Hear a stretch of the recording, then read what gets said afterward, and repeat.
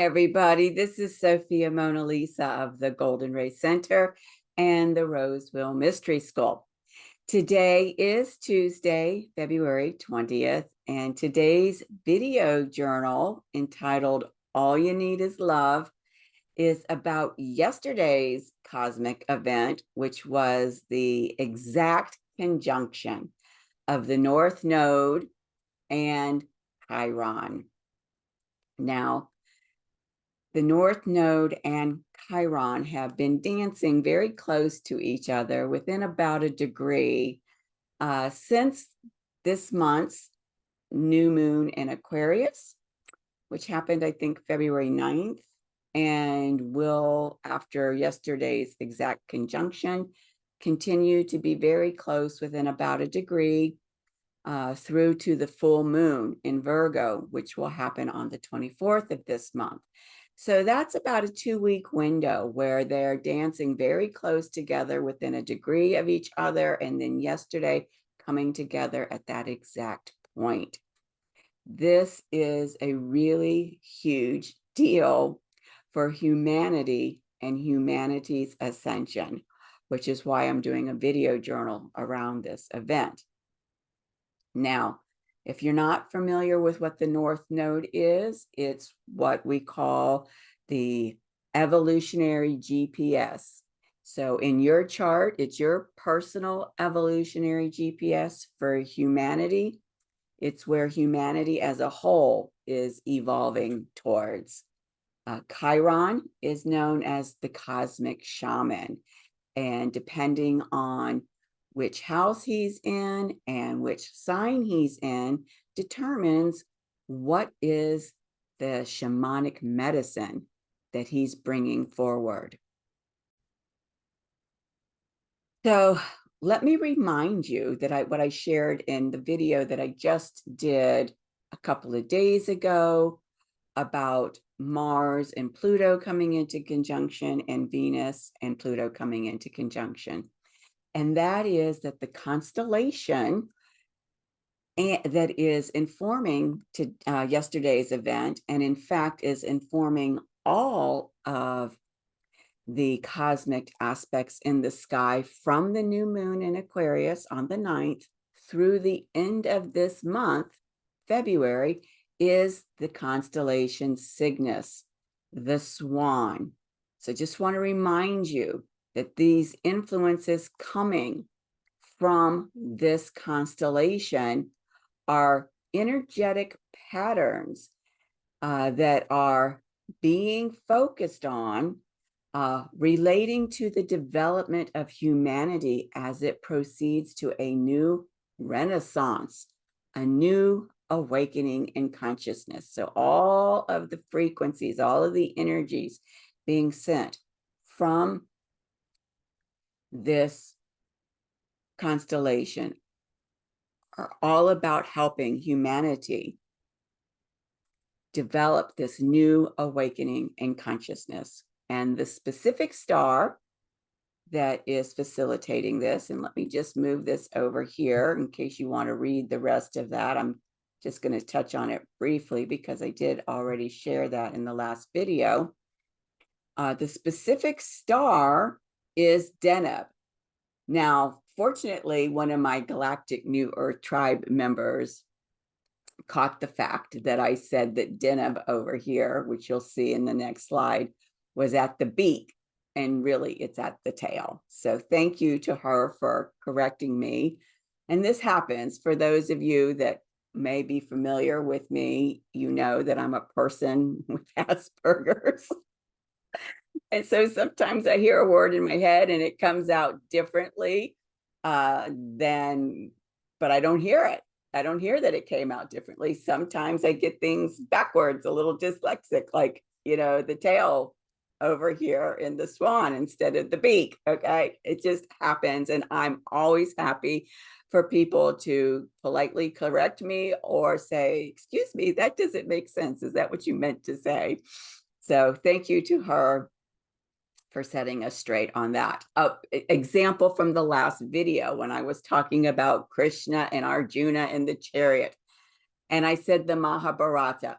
Of course, you know, I meant the Bhagavad Gita. So that's another example where I'm hearing Bhagavad Gita in my mind, but I'm saying Mahabharata, and I don't even hear that I said Mahabharata until I watch the replay.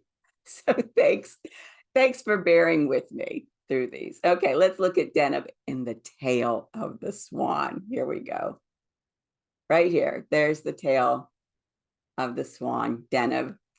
And this star that is informing this has to do with deeper inspired states and awareness of the teachings of the masters. And so this is really exciting that these very potent aspects that we're having in this month of February towards humanity's ascension are all underneath this star this star Deneb and its constellation Cygnus. So just wanted to remind you of that. Now, why is this North Node and Chiron conjunction so significant? Well, it's because it's happening in Aries. And you may have seen this slide in one of my previous journals. Because it's in Aries, it's happening on this Aries Libra axis, which is the path of conscious equal partnership, which is the eclipse season that humanity is currently involved with in terms of how we are being aligned to where it is that humanity is evolving towards. That's the purpose of an eclipse. You get off path, the eclipse brings you back on path because it knows you're going here, not over there, okay? So this eclipse season started last year. The first one was in April. The second one was in October. We're getting ready to have the third eclipse next month. And what's interesting is that this particular North Node, which is very much a part of the eclipses, and Chiron conjunction is happening at 17 degrees of Aries. And so look here, in April, when we have that eclipse at about 19, almost 19 and a half degrees of Aries, this is going to be very close to where yesterday's exact North Node and Chiron were exactly conjunct. Why is that significant? Because that eclipse is going to reactivate what's happening in the sky that I'm going to share with you today, that was in the sky yesterday at that exact conjunction. So the fact that this is happening on the Aries Libra pathway of conscious equal partnership means that it is a significant event for the Aries Libra eclipse season, which is why I need to talk to you about it, because this is an evolutionary event. That's what these eclipses are, bringing us back into alignment to where it is that we're intended to be evolving towards in terms of our leading edge expansion, okay, our leading edge intelligence. So let's look at this chart. Here it is. As I said, it happened yesterday. And right here, we see the North Node. That's this little glyph that looks like a horseshoe with a T in it. And Chiron looks like a little key. There they are. Now, straight off the bat, we have to understand what is the shamanic medicine of Chiron in Aries. That's the biggie. And also you'll notice here, it's in the 9th house. So what is the shamanic medicine of the 9th house that's kind of propping this up, so to speak, the stage, you could say, on which the medicine of Chiron and Aries is playing out? Well, first of all, let's talk about the shamanic medicine of Chiron and Aries. This is spectacular. It's all about self-love. And I mean self with the capital S, not the little s, the little self, which is like, I love me, right? That's a narcissistic kind of love, or it can be if it's out of control, become a narcissistic condition. No, we're not talking about me. We're talking about I, my divine self. This self-love with the capital S is the love for my divine self and the love of the divine self that I am, that is here in my heart space, my Christ heart. So that's really significant that humanity over these 2 years is being pulled into this conscious equal partnership with their divine self and with the love that is the divine love that they are an embodiment of, that we are an embodiment of. Now, the shamanic medicine of the 9th house here is really important because we know the 9th house is ruled by Sagittarius. It's also ruled by Jupiter, known as the cosmic guru. So what we know about the 9th house is that through the 9th house, we can learn a lot of spiritual truths. But the medicine here is what has spiritual meaning for me. And so you may find through this activation and possibly even the eclipse in April, which is going to reactivate very closely. See, this is almost at 17 degrees. The other one I said was at 18 and a half. Let's go back and look real quick. About 19 and a half. Okay. So, a couple of degrees. So this is definitely going to be reactivated. So you may find between now and then, you've been going down this pathway thinking, oh, this has got spiritual purpose and meaning for me, and that's why I'm involved in this class, or that's why I'm taking this person's that class, or doing this yoga practice, or doing this meditation practice with that person. And all of a sudden it's like, whoa, you know what? That doesn't align with my highest divine plan. That's not the right path for me. Because all of a sudden now, boom, this new thing that I'm being made aware of is what has spiritual meaning and purpose for me. And that is what aligns with my highest divine plan. And so I'm going to let go of those outer things that I have been investing my focus of energy, time, money, energy in.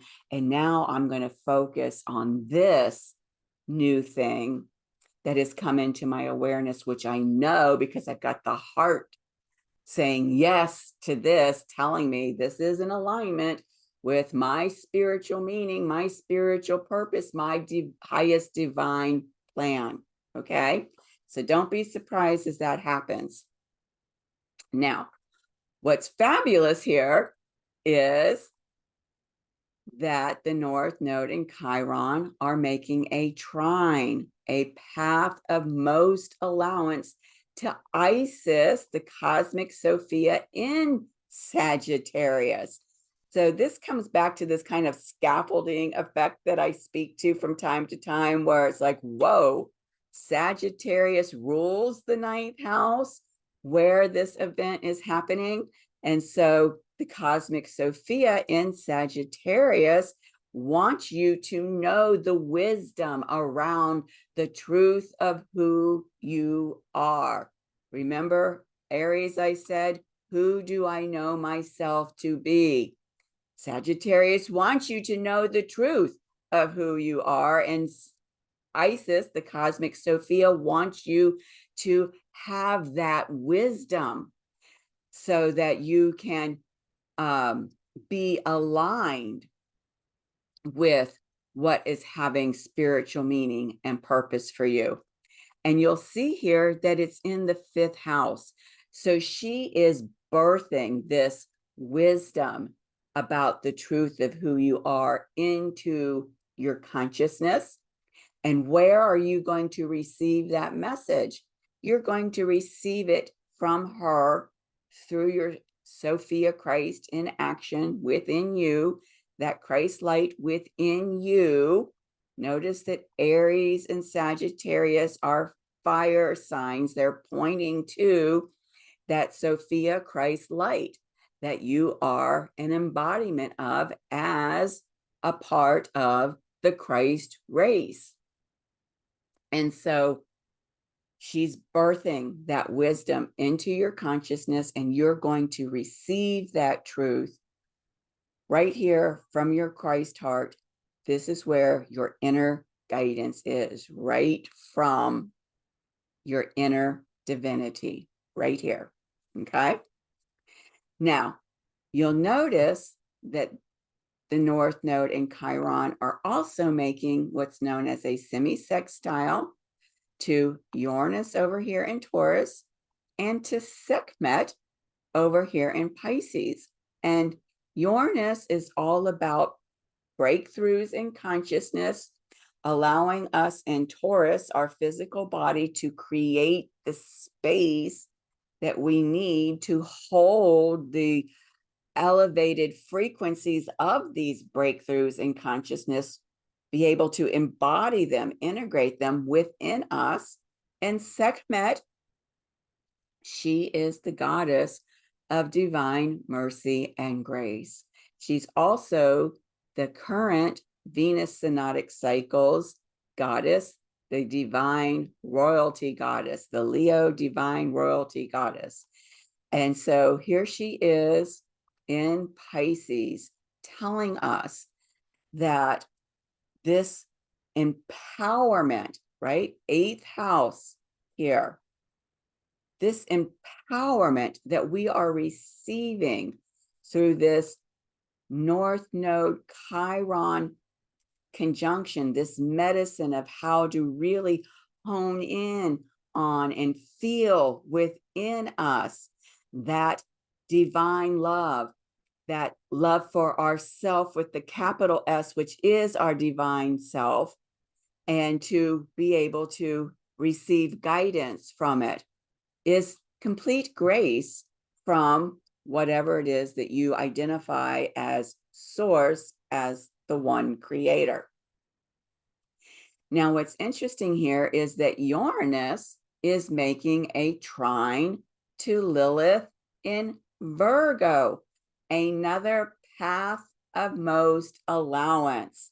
And Lilith is the goddess of sovereignty. So in this sense, she is our spiritual sovereignty. When we come into conscious equal partnership with our divine self, we are really attaining our spiritual sovereignty, because we are not looking to the outer world to provide us with anything, whether it's guidance, whether it's knowledge or wisdom, whether it's resources. And isn't it interesting that she is in the 2nd house of resources? All your tangible and intangible resources are provided by your divine self. They're not provided by the external reality.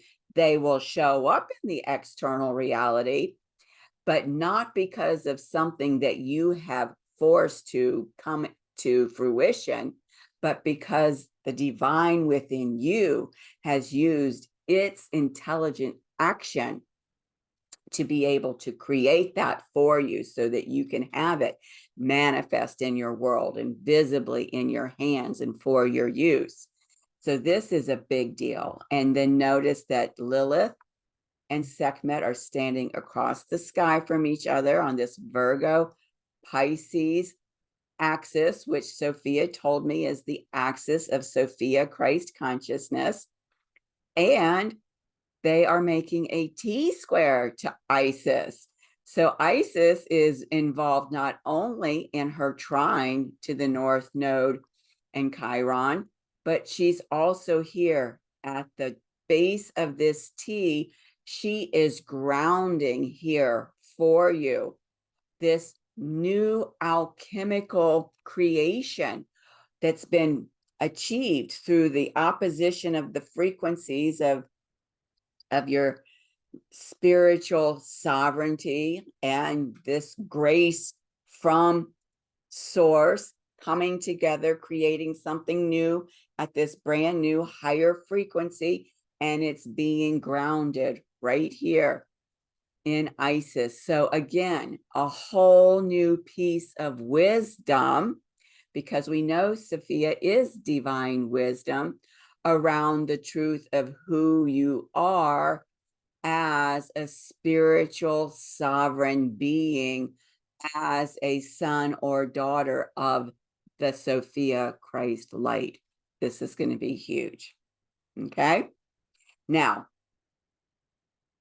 Sophia asked me to go a little deeper than I normally would to talk about these three pearls. These three pearls. And they have to do with, of course, pearls have to do with Christ consciousness. And so we're looking at Pisces for one of the pearls. We're looking at Aries for the second pearl and Taurus for the third pearl. So Sophia wanted me to go into a little bit deeper understanding. This is a more esoteric understanding of these signs and the houses that they rule. Okay. So while these events are happening in the 8th, 9th, and 10th houses and are being influenced by the frequencies of those houses, the signs Pisces, Aries, and Taurus are also bringing in the frequencies of the houses they rule. Okay, so we're going to look a little deeper into that. All right, here we go.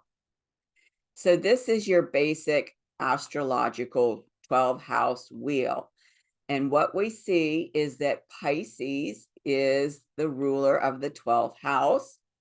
Aries is the ruler of the first house, and Taurus is the ruler of the second house.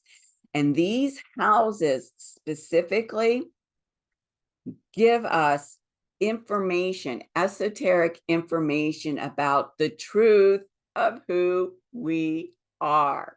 Okay. So if you're at all interested in alchemy or have studied alchemy, you know that the whole purpose of the alchemical process is to produce the philosopher's stone. And of course, the philosopher's stone is your enlightened self. And I mean your enlightened self where you have received your transcendent eternal garment of light. That is the philosopher's stone. Pisces is often associated with source, with unity consciousness, whatever it is that you identify with as source, the one great creator of all things. Because it's a water sign, it's been frequently identified as the ocean that represents source, and that we are the wave that comes up out of the ocean and returns to the ocean. Okay. It's also the realm of Sophia, the universal womb from which all things are created and birthed, also known as the void. This house is also associated with the mighty I am presence. And that might be a new term for you, and you might not know how to exactly imagine that in your head, but I'm going to show you on the next slide. So don't get, tripped up with that phrase. We'll talk about that in a moment. It's also related to the word Om.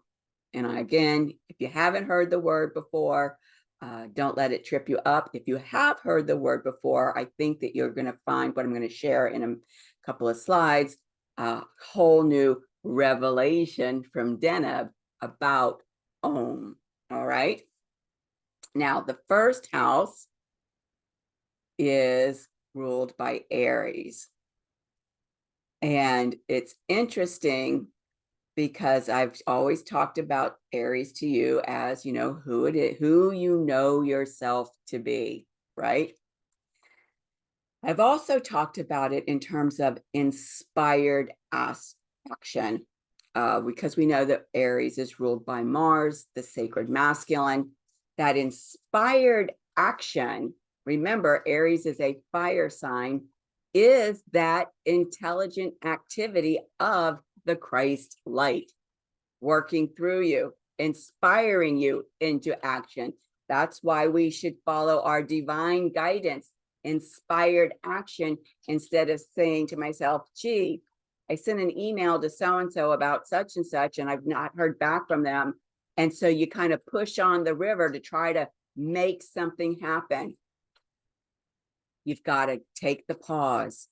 You have to be patient, and you have to wait for that inspired action. Okay, now do this. Okay, now go there.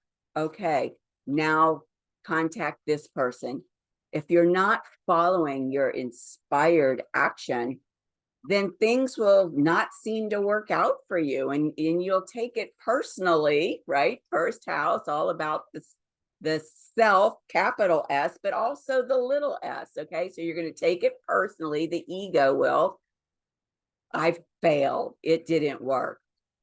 Well, maybe something's not working out for you because it's being guided by your lower self, your egoic self, and is not in alignment with your highest divine plan, which is what your inner divine self is always guiding you to do. It's always in alignment with your highest divine plan. So following that inspired action is a part of this first house and Aries. As I mentioned, the Christ light. We see Sophia as the void. And what is she? First thing that she creates, she created the light, the Christ light. They are beloveds, always in sacred union. So out of the void of 12th house Pisces comes the light, the Christ light, which is you. That's what you are embodying. Okay. I did mention, as I said in the last video journal, Krishna taking over the reins of the chariot for us as Arjuna at that chakra portal of personal power activation on January 8th. Of course, Krishna is Christ. The word Christ comes from the Greek word Christos, which comes from the Sanskrit word Krishna. Not to crush, do not crush the inner light. You might remember that Bible school song, this little light of mine, I'm going to let it shine. And then there's a verse that says, put it under a bush. Oh no, I'm going to let it shine. That's speaking to not crushing the inner light. That's Krishna. Okay. So Krishna, the Christ in action in you, is playing the flute. Okay. That's going to come into relevance in just a minute. And mostly the first house is the I am. 12th house, the mighty I am presence, sends down its light and creates you, the I am presence, which is your Christ light. Okay. Now, here we go. Second house, Taurus. Taurus is the embodiment of the love that you are, right? Remember I said you are.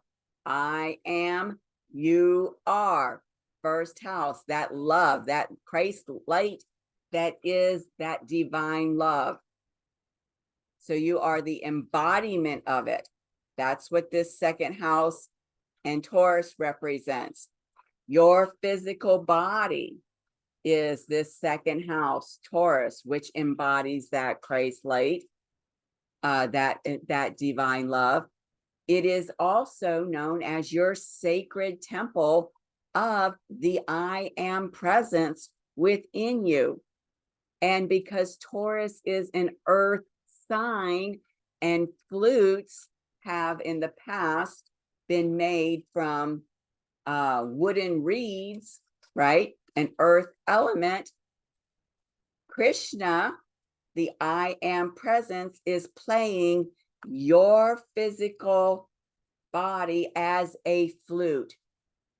And what becomes manifest through you is the beautiful divine music of Krishna playing your body as the flute. So it's important to understand these deeper aspects of these signs, but particularly the houses that they rule in terms of this North Node in Chiron, Sekhmet, and Uranus. So let's look at these luminary bodies in these signs in relationship to what I just shared with you about these deeper understandings. So we know that Pisces, the mighty I am presence in the 8th house, is our true empowerment. 8th house is how you give your power away, how you stand in your power. What is your superpower? Our superpower is this mighty I am presence that is the one creative source of all things that Pisces represents. Sekhmet here is just, as the goddess of divine mercy and grace, is just an attribute, one of the attribute of all of the attributes of the Godhead, as people often refer to that. And in here, it has to do with grace, mercy for humanity, for the children of God, for the children of the Christ light, being able to turn in and know themselves as embodiments of that Christ light, to feel that love for them as children of the Godhead, the mighty I am presence. Okay. Now let's look at Aries here. The I am, your individualized light, your individualized Christ light, birthed out of the womb of Sophia.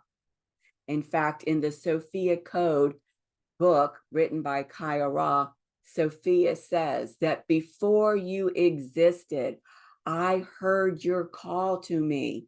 And when I heard your call, I birthed you. What does it say in the Bible? I don't know the exact scripture because I'm not a Bible scholar. In the beginning was the Word. The Word was your call to Sophia. And out of deep love for you, she birthed you, which is that light from the mighty I am presence, which gives you your own I am presence, your own Sophia Christ in action within you. Okay. And now over here, Taurus, the flute, your sacred temple, and Uranus. And so look here, 10th house. 10th house is all about the work that you're going to be known for. And in this instance, we're talking about the spiritual work, right? What has spiritual purpose and meaning for me? 9th house is now the shamanic medicine of Chiron in the 9th house is now going to influence your spiritual work, your spiritual practice, your sadhana, right? Sadhana is a Sanskrit word for spiritual practice. Uranus is going to liberate you. It is going to allow your flute to go from being some discordant music that's out of tune to a beautiful, melodious, divine music as your I am, Krishna, the Christ light, is now allowed to start playing through you. This is phenomenal, phenomenal. Okay, let's get back to what this Om and this I am is all about. And for that, I'm going to share with you first, before I get into this quotation, this image. I told you I would show you. This is the image of your mighty I am presence, right? That's Pisces and 12th house.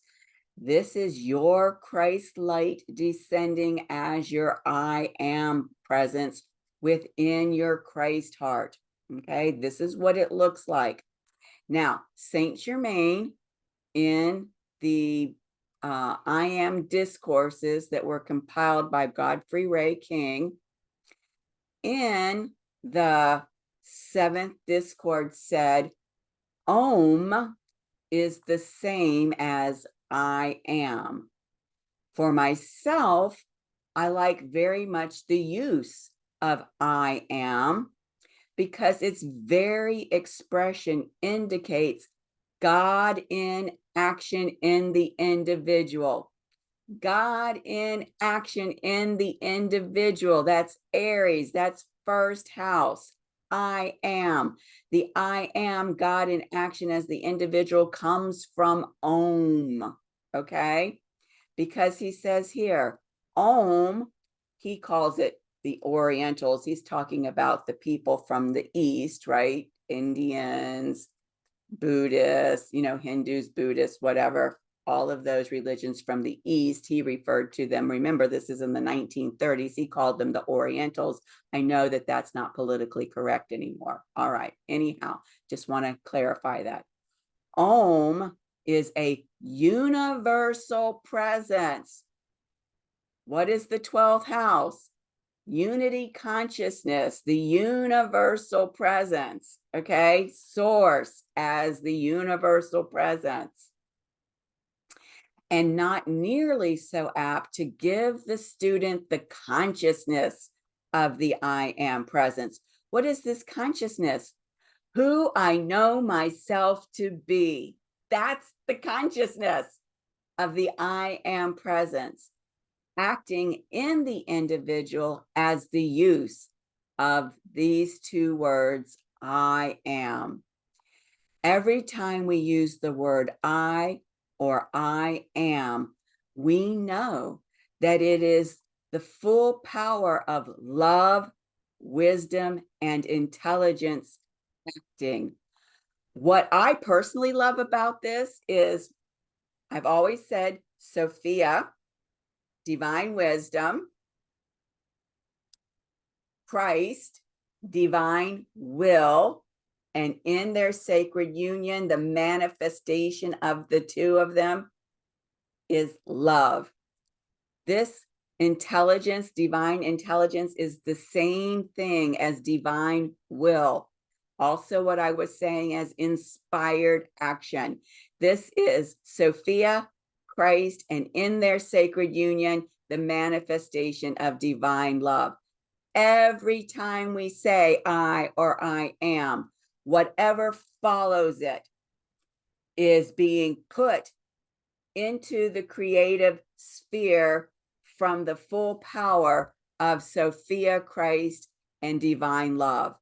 That is so potent.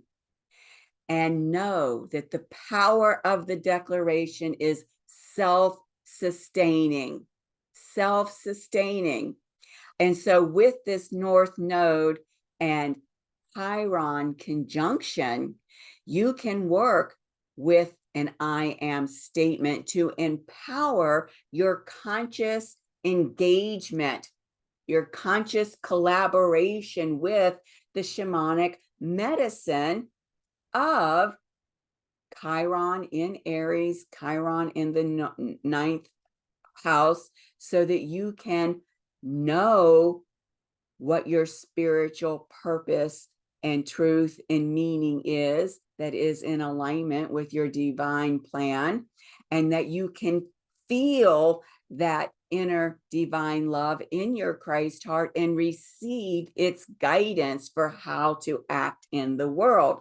And that statement given by Saint Germain is, I am the full liberation of divine love acting in my world. Now, let me clarify something for you. If you're going to start working with this I am statement or any other I am statements, these statements are not like mantras. Okay, with mantras, you can repeat them over and over and over again quickly with your japa mala. All right, that does not work with these I am statements. With these I am statements, you need to say them slowly. You need to be fully conscious in your mind of the word that you are speaking and what it means in order for it to have the creative power in your world, in order for it to become manifest in your world, in your life. So you want to be very slow, very precise, and focused in on the word so that you know exactly what it is that you're saying, and it doesn't become some semi-conscious rote statement that you're repeating, because that will not work for you. I am. And when you say I am, tap into your heart and feel the presence of that I am self. I am the full liberation of divine love acting in my world. I love this statement for many reasons, and here's one of them, which is why it's a great statement for this North Node Chiron conjunction. Because of Uranus and Taurus, I am the full liberation. Uranus and Taurus, I am the full liberation, okay, of divine love acting in my world. That's your superpower. That's the superpower of Sekhmet in Pisces in the 8th house. All right. So I hope all of that made sense to you. I will leave you with that and send you this prayer.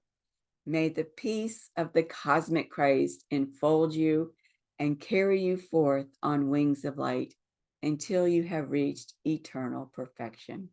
Thank you so much for staying with me through this video journal, and I will see you again in my next one. Take care and good night. Bye-bye.